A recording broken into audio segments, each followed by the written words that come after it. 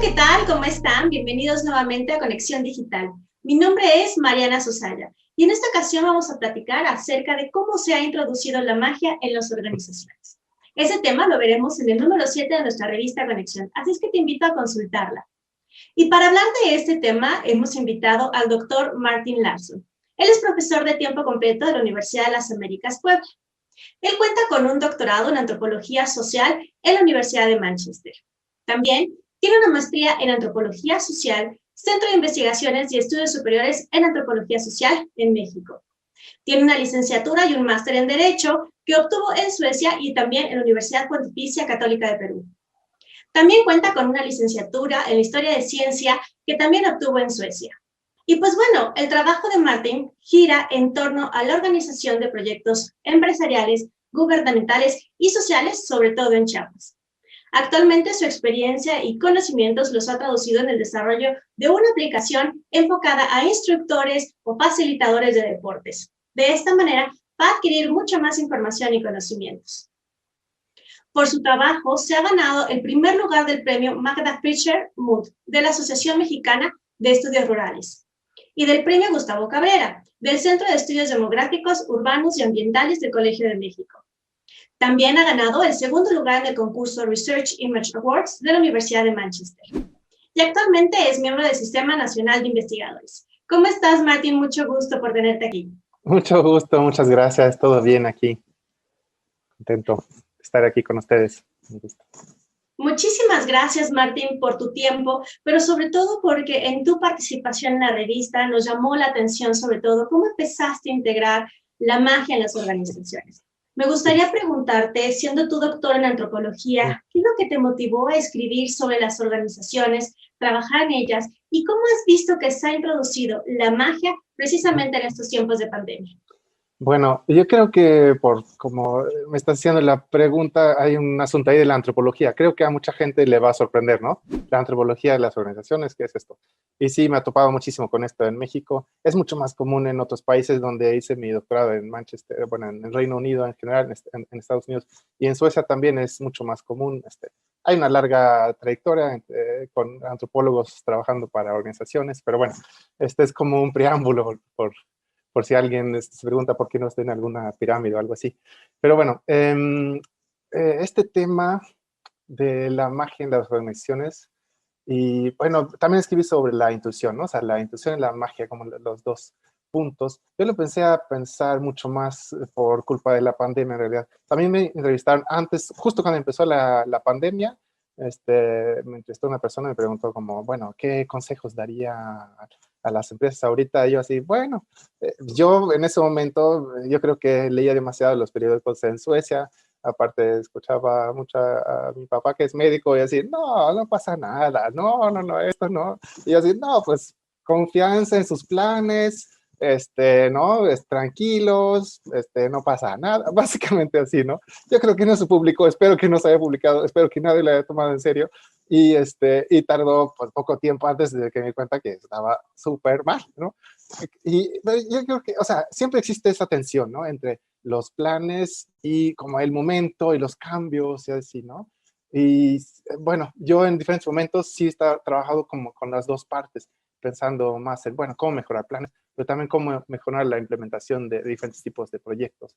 Entonces, sí, la pandemia sí me hizo pensar mucho más en esta parte de lo imprevisto.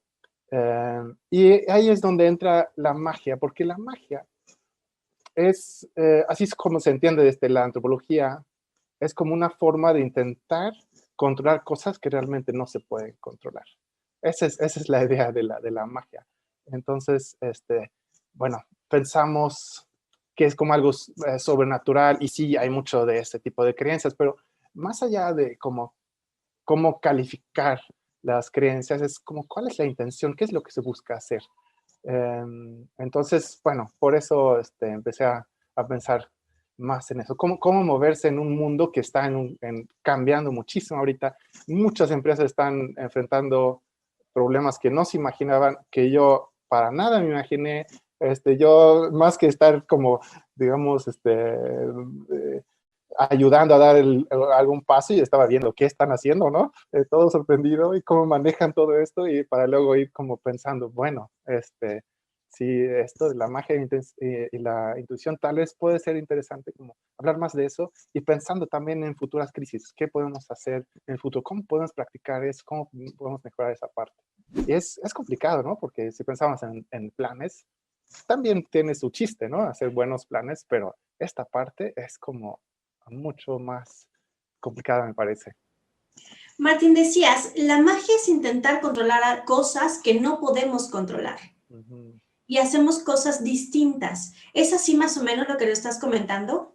Sí, exactamente. O sea, bueno, digamos, en antropología, o sea, eso es lo divertido, a mí me parece, con también trabajar antropología de los negocios, las organizaciones, es que se utilizan estudios que parecen no tener nada que ver, ¿no? Entonces, hay estudios sobre magia en las Islas Trobriand, en el Pacífico, cerca de Australia, ¿no? Y cómo pintan las lanchas para, es magia para sobrevivir el pasaje, ¿no? Las olas y todo eso, ¿no? Entonces, si uno piensa, ok, ¿qué tan eficaz puede ser eso, no? O sea, ¿qué tanto se dirige? O sea, ¿cuál es la relación entre pintar una lancha y cruzar esas olas? Pues parece que no tienen ninguna relación, ¿no? Entonces, ese es donde podemos pensar, bueno, de lo que se trata aquí, podemos pensarlo así, es como controlar eso. No, no se puede controlar esas olas, es imposible, pero lo que sí se puede hacer es como prepararse. Mira, ahorita va a ser, o sea, eso es lo que yo pienso, es como se preparan. Ahorita va a ser un momento muy difícil, ¿no? Se están preparando mentalmente, eso es lo que están haciendo. Y yo he visto eso también, o sea, pienso, hay muchos ejemplos, bueno, del deporte, por mencionar, como he trabajado mucho ese tema también. Hay, por ejemplo, a mí me gusta este ejemplo de Beckham, que siempre antes de un partido, siempre tenía que tener dos cosas de cada cosa en su refri. O sea, dos, no sé, 2 litros de leche, dos latas de atún, lo que sea, ¿no? Pero tenía que ser dos, porque si no, le iba a ir mal en el partido. Claro que no tiene, que hay muchísimo eso en el fútbol cuando entran y hay que agradecer a Dios. Y hay muchísimo de eso, ¿no? Y es como una magia moderna, podemos decir, está presente, pero yo pienso que es eso, se están preparando, están enfocando y eso creo que sí es algo importante, ¿no? Pensarlo así, ¿sí? O ponerse un traje especial y todo eso, ¿no? O sea, es como, te estás preparando para un momento muy difícil y que no, sí, que no puedes controlar, pero vas a hacer tu mejor intento, ¿no? Sí. Ujú. Entonces entiendo ahorita que justo que dices desde la antropología es ver cómo aquello que no lo puedo controlar, yo me preparo para responder a ello. Y es lo que hoy vemos en las organizaciones. Ahorita nos decías, ¿no? Al principio creía que no iba a pasar nada, que todo iba bien, aparte también por la experiencia internacional que tú tienes, pero hoy, después de un año que estamos viendo que las organizaciones se han tenido que reinventar y de alguna manera realizar magia, ¿cómo percibes, cómo se ha aplicado y cómo se ha vivido justo la antropología en la organización realizando magias, Martín? Bueno, la forma en que la antropología ha trabajado en ese sentido, yo diría que es más como con lenguajes simbólicos, ¿sí? Es como introducir, sí, digamos, todo esto lo podemos entender, si pensamos en este ejemplo de Beckham también, es una forma, bueno, en ese caso es como de hablar consigo mismo, ¿no? Pero también en las organizaciones podemos hablar con otros a través de lenguajes simbólicos.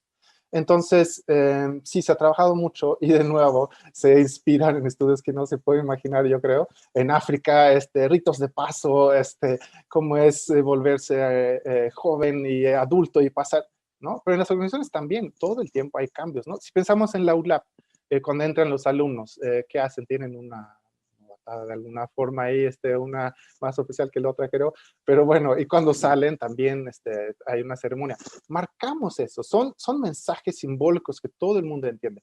Están cambiando cosas. Entonces, aprovechar, eso es una de las cosas que he trabajado mucho con organizaciones, es como, ¿cómo podemos comunicar, por ejemplo? Ahorita vamos a cambiar sin necesariamente tener que decirlo así, ¿no? Vamos a cambiar, esa es la meta y, ¿no? O mandando documentos o manuales, ese tipo de cosas que muchas veces se quedan en alguna esquina o por ahí sirve más al grupo que formuló las metas, así, ¿no? Pero sí, ¿cómo pensar en lenguajes simbólicos para que la gente entienda de manera, podemos decir, intuitiva, antes de formularlo con palabras, y no siempre se formula con palabras, pero ese tipo de comunicación así es como se puede trabajar y se ha trabajado mucho la antropología en las organizaciones. So, lo que entiendo es justo esto que mencionas, inclusive ahorita decías, en la universidad o en empresas, no hay un curso de inducción, hay una bienvenida, y a través de estos símbolos o rituales, de hecho para los seres humanos nos sirven esos rituales porque se genera un cambio. Hoy ya formo parte, yo no era parte de esta organización, pero en este ritual de bienvenida ya formo parte de un nuevo grupo que antes no formaba parte de él. Y mi Sí, comportamiento, mi actitud es distinta en este nuevo espacio, entiendo así, Martín. sí, exactamente. Y eso puede parecer hasta cierto punto irracional, porque de lo que se trata, o sea, podemos pensarlo así, de esta perspectiva. ¿De qué se trata? Pues te van a dar un documento de que ya eres licenciado o licenciada, ¿no? ¿Y ya, ¿qué más? No, no, a ver, no es suficiente porque, ¿y la familia cómo lo va a entender? No, se tiene que vestir de cierta manera, o sea, todo eso forma parte también de ese ritual, de que ya se cambia a otra cosa. Y yo creo que, por ejemplo, cuando yo terminé mi licenciatura de Derecho, creo que no hice nada, y bueno, por diferentes circunstancias, pero no hice nada y como que falta algo. Ok, entiendo que sería entonces utilizar estos símbolos que representan algo a las personas y ahí es donde se traduce este cambio de pensamiento, se puede crear esta magia que inclusive motiva o me mueve a obtener un resultado. Justo lo que decías, intentar cosas que antes yo nunca hubiera pensado. Ya sea estos símbolos como Beckham o probablemente cuando estoy por comenzar mi rutina laboral, tengo yo mis propios elementos, mis propios recursos que me dicen voy a comenzar mi propia rutina, ¿no? Ya tengo mi Sí, café, empiezo a sí, trabajar y sí, a partir de esa conciencia, yo puedo empezar a hacer cosas que nunca hubiera pensado, porque hoy el estímulo externo nos dice, es pandemia, como teníamos previsto el operar, los eventos, las reuniones, las actividades de trabajo, no, van a cambiar, pero yo puedo crear mi propia rutina para abrirme a crear magia dentro de la organización. sí, exactamente. Quiero mencionar un estudio que hicieron, bueno, un proyecto que hicieron unas estudiantes que a mí me encantó. Hicieron sobre el maquillaje. Y hay muchas ideas sobre el maquillaje que, pues es solamente para, bueno, para, digamos, ser atractivas frente a los hombres. Y lo que veían, ellas hicieron un estudio utilizando método etnográfico que utilizamos en antropología. En este caso pedían a muchas amigas que se grabaran cuando se maquillaban en la mañana y les pedían comentar qué estaban haciendo, ¿no? Entonces, de lo que se dieron cuenta es que, pues, era esto, era un ritual para empezar el día, ¿sí? Formaba parte de eso, ya estamos arrancando, ya lista para salir. Eso era lo más importante. Bueno, podemos pensar en otros aspectos también, pero eso era lo que ellas veían en los comentarios que hacían las propias, bueno, las amigas de estas alumnas al ponerse el maquillaje en las mañanas. Entonces, sí, sí, sí, y no lo dicen.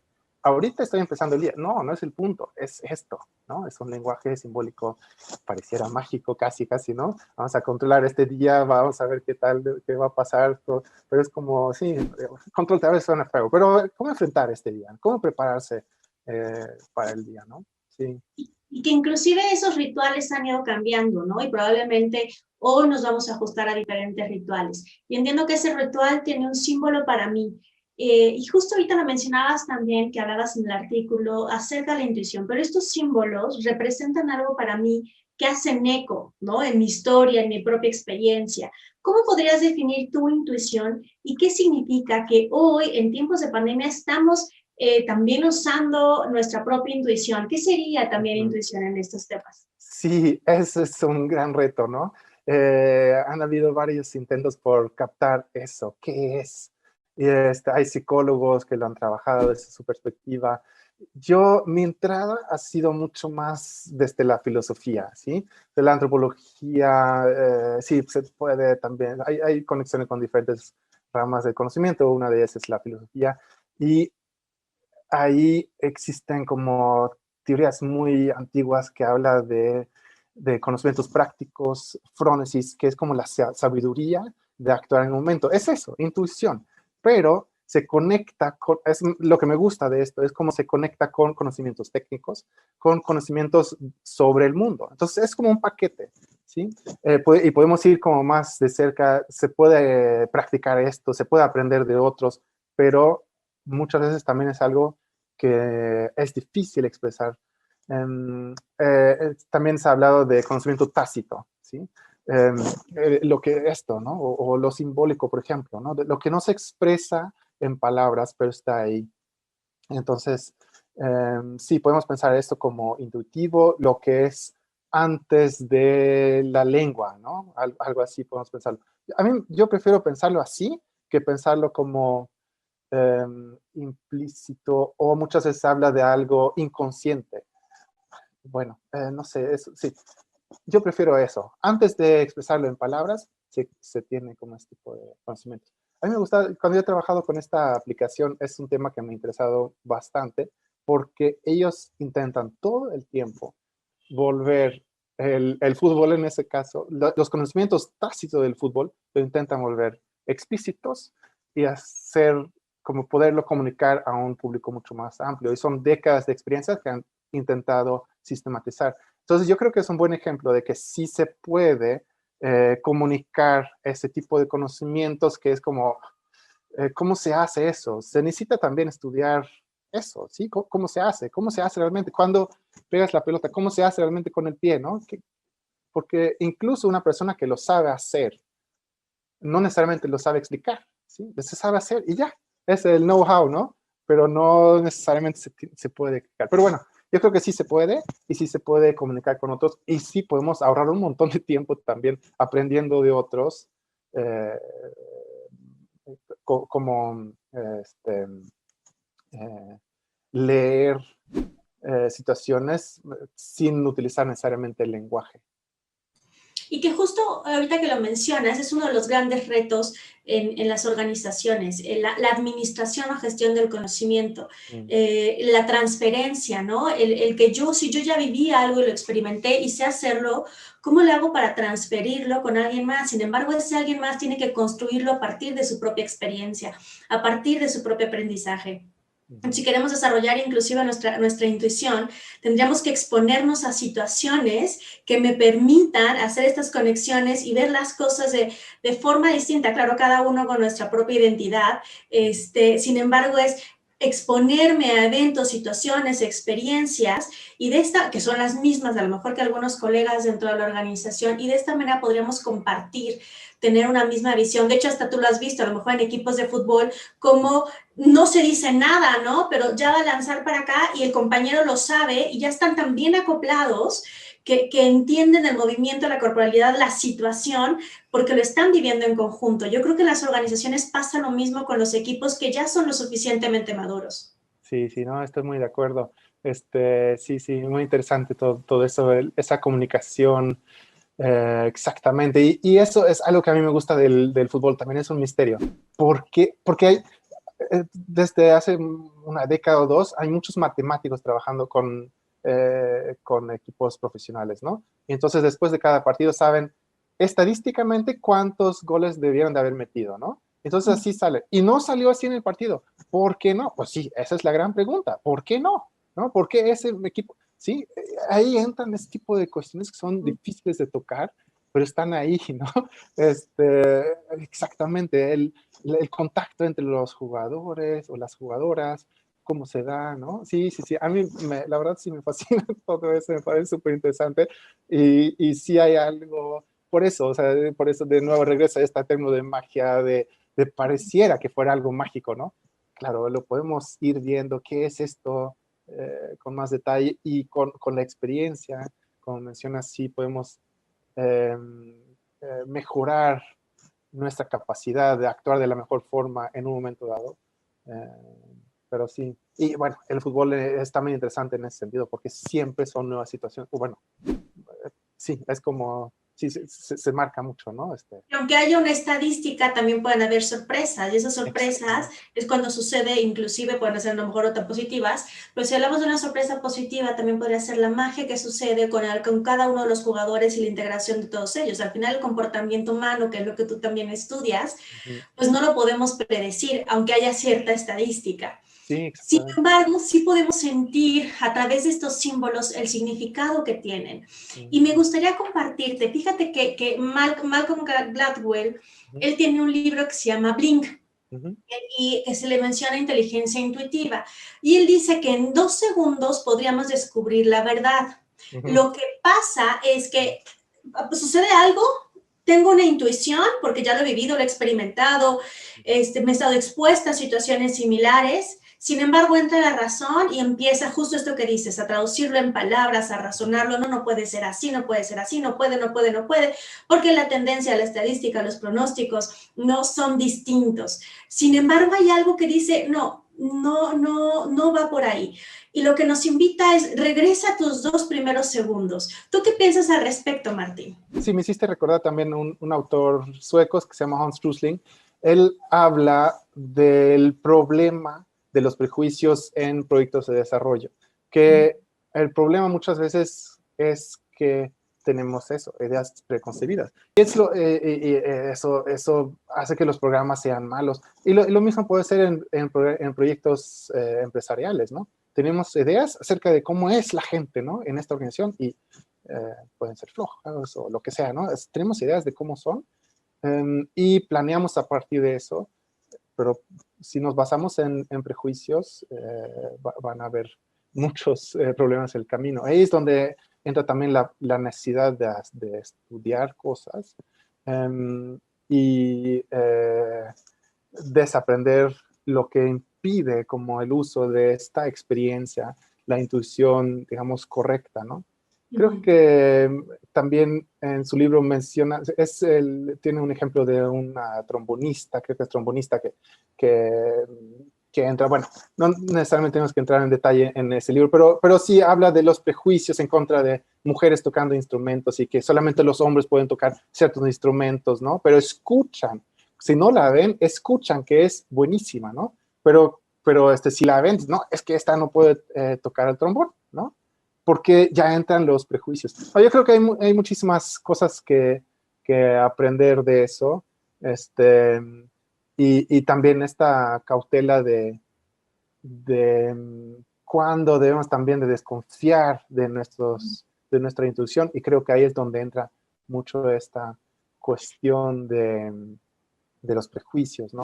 Bueno, sí, podemos seguir hablando un poquito más de este libro, pero no sé, yo creo que... Un poco, Martín, el mensaje principal es, escuchemos nuestra intuición porque hay un mensaje ahí. Regrésate esos 2 primeros segundos y después tu razón puede estar cargada de mucho prejuicio, pero ese prejuicio también hay que cuestionarlo y preguntarnos si en efecto está hablando de mí, ¿no? Al final todo es una proyección de quién soy.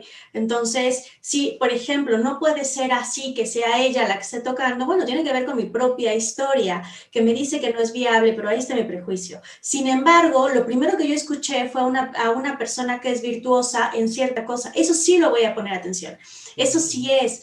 Y eso también depende de volver a conectar con nosotros. Fíjate que en algunos otros capítulos de conexión hemos dicho la importancia de regresar a ti, de conocerte, de saber cuál es tu propia historia, cuáles son tus conocimientos, cuáles son tus emociones, para poder identificar cuándo realmente es una intuición que te da cierta información valiosa y cuándo es un prejuicio cargado de todo tu sesgo, ¿no? Entonces, creo que ahí sería lo más valioso que podríamos tomar, sobre todo en las organizaciones, en cambio organizacional, en cambio de cultura. ¿Cuántos son prejuicios y cuánto también yo a lo largo de mi experiencia he desarrollado esta intuición que me permite observar cosas que los demás no habían observado? Observar comportamientos, palabras, la corporalidad. Yo de repente, yo tenía un jefe que me decía, Mariana, ¿pero cómo te diste cuenta? Yo le decía, ¿que no viste que Perenganito de tal le dijo a tal? Y entonces vas a ver que van a renunciar. Y pasaba, ¿no? Me dice, ¿pero cómo lo veías? Pues porque yo observaba algunas otras cosas y la verdad es que buscábamos integrar la perspectiva de los dos. Sí, no, hay muchos ejemplos así.